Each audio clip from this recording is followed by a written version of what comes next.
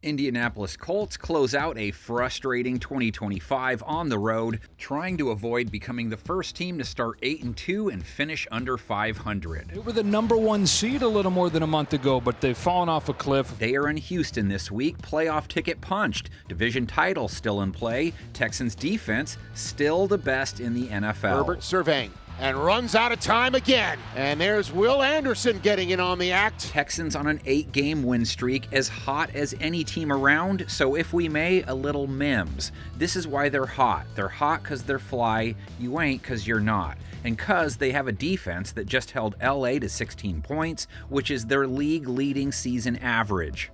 Great defenses, front end and back end having to work together, and the Texans have been doing a great job of that. This is why they're hot. They're holding quarterbacks to the second lowest rate in the league still, after holding Justin Herbert to an 84 rating, picked him off. Up in the air and picked off the hands of Gadsden into Alshire. Oh, what a massive moment that was. Mims said they love to take it slow in the Midwest, so when he gets to Houston, he watches you get it on the floor. I assume he means like Houston's pass rush, getting Herbert to the floor 5 times in a game. Daniil hunted down his 14th bag of the year. And can't get out of the grip of Hunter. And Hunter bags himself Herbert on just the 3rd snap of the game. Now they unleash all that on Riley Leonard, who's going to get the start this week. Houston already beat the Colts and beat them with Daniel Jones, no less. Week 13, Houston beat Indianapolis in classic Texans fashion, held what was an elite offense to 16 points, 3 for 10 on 3rd down, stopped both their 4th down tries, the second to end the game. The Houston Texans' #1 defense comes through. Colts offense with Phillip last week, only 17 points. Rivers only 147 yards on 4-8 an attempt. He got picked off, so out of his 3 starts, he has looked like an old guy who's really smart, but hasn't played in a while in 2 of them. It's not gone well for the Colts. Still, Indy has incentive to win. It would at least get them to 9 wins, and they don't hold their first-round pick in 2026, so why not? Jonathan Taylor is also battling for the rushing crown, added 70 to his total in their loss to Jacksonville, scored for a league-leading 18th time down low. His NFL-leading 18th rushing touchdown this year. Leads Derek by 2 touchdowns, has over 1,500 yards for the season. Him and James Cook neck and neck there.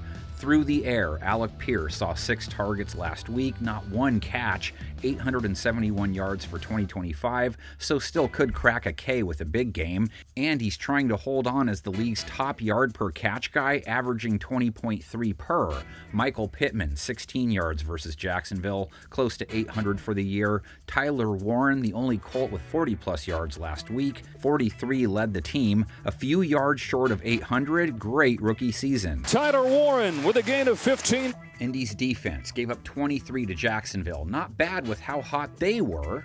Lawrence delivers. Thomas, back shoulder, knocked away. It's Cameron Mitchell. Pulled off Trevor Lawrence, holding him to a 72 rating by holding him without a TD pass, picked him off.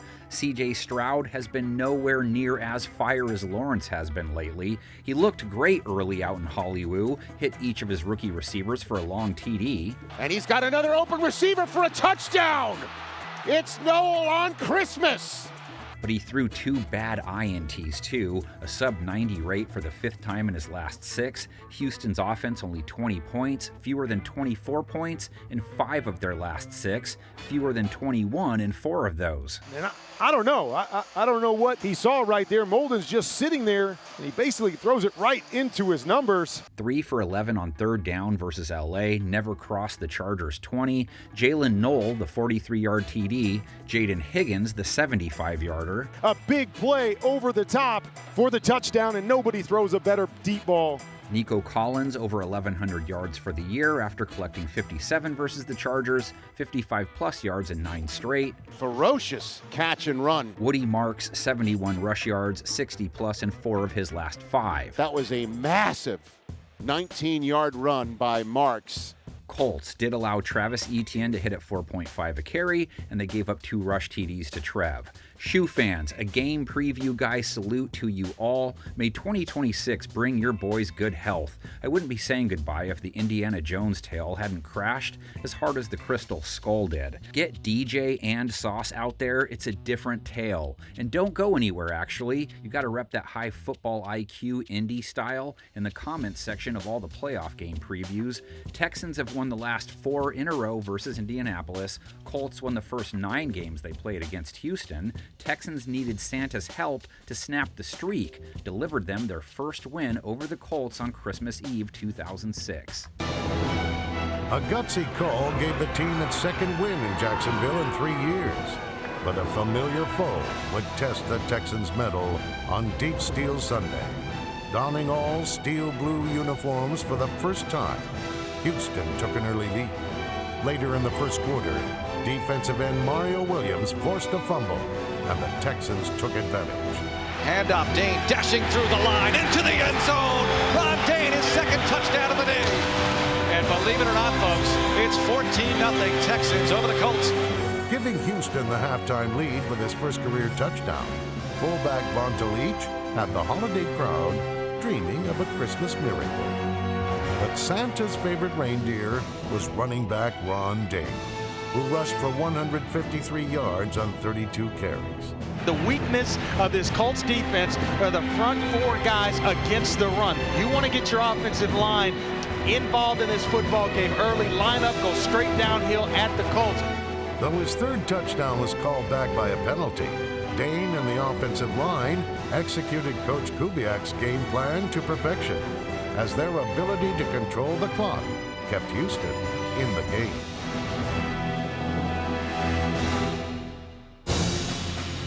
The Texans held the ball for nearly 36 minutes, but needing a win to secure home field advantage in the playoffs, Indianapolis tied the game with less than 3 minutes to play. With overtime looming, Chris Brown had a chance for his 5th game-winning field goal as a Texan. The beat from about 48 yards as Chad Stanley will hold. Ryan Pittman, the long snapper. The snap is down. Brown's kick on the way. It has the distance, and it's good! Merry Christmas! The Texans beat the Colts for the first time ever! 27-24, the Texans win! The last team to beat the eventual Super Bowl champions, Houston ended the season with back-to-back wins.